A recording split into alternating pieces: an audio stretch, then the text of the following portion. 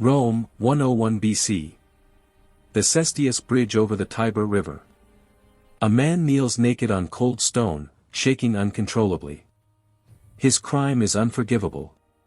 He has murdered his own mother. Executioners drag forward a leather sack, but it isn't empty. Inside, alive and thrashing, are 4 animals, a dog, a rooster, a monkey, and a viper.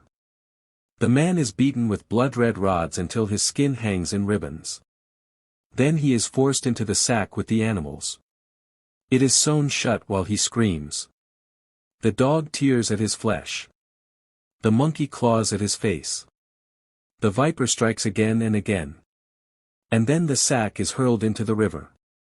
This was Pena Culiae, the punishment of the sack. Not legend. Not exaggeration. It appears in Rome's oldest law code, the 12 Tables, written over 2,000 years ago. Cicero explained the logic clearly.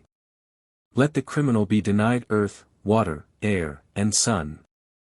Let the one who destroyed life be cut off from life itself. And this was only the beginning. Rome perfected punishments not to deliver justice, but to send messages. Death alone was never enough. Every execution was designed to terrify, humiliate, and imprint obedience into the public mind. Traitors were taken to the Tarpeian Rock, a cliff overlooking the Roman Forum. From the very heart of the city, they were thrown to their deaths, their shattered bodies left in view of senators and citizens alike. Even heroes were not spared.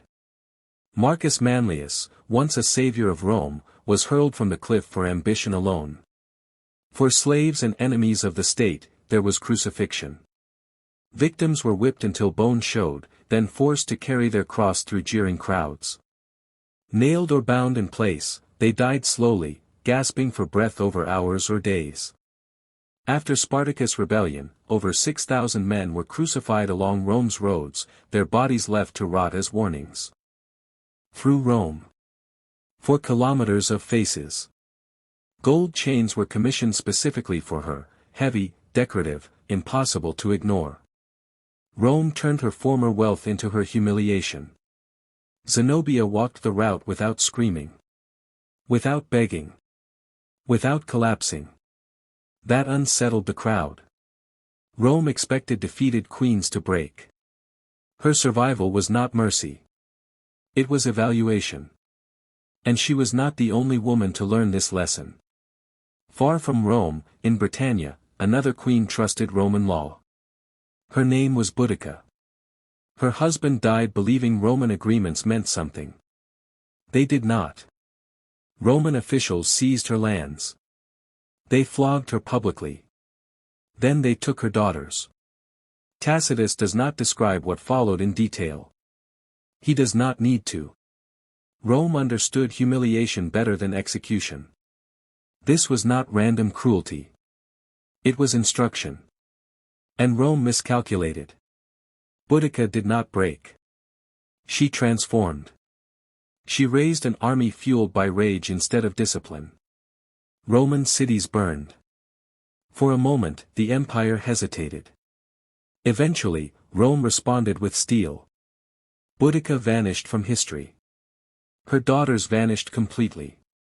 Some queens lived as warnings. Others disappeared beneath stone.